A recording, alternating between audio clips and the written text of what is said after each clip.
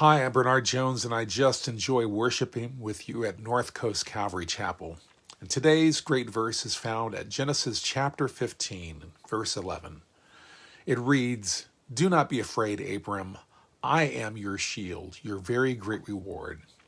When we see these words, "do not be afraid," it is usually because the person is afraid. In this case, Abram was fresh off of a great victory, but then reality probably set in. Something like, "What was I thinking?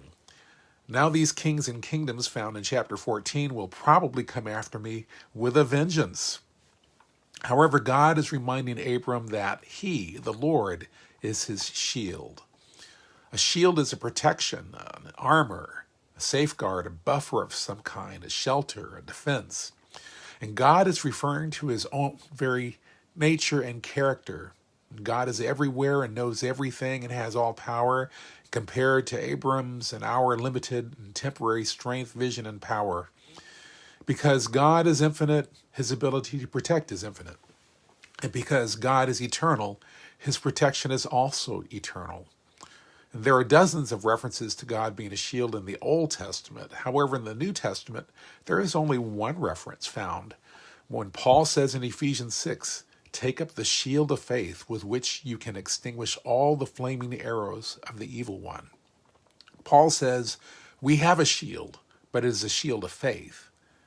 What is faith made of? Faith is made up of our own personal experience with God. God, more faith. More faith, more shield.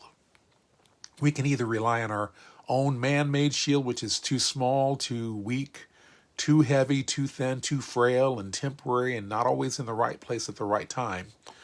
Or we can rely on God to be our defense. His shelter is bigger, stronger, wider, infinite, and permanent. So, Lord, may we throughout this day be reminded that you are our shield, and there is no greater protection than you and your word.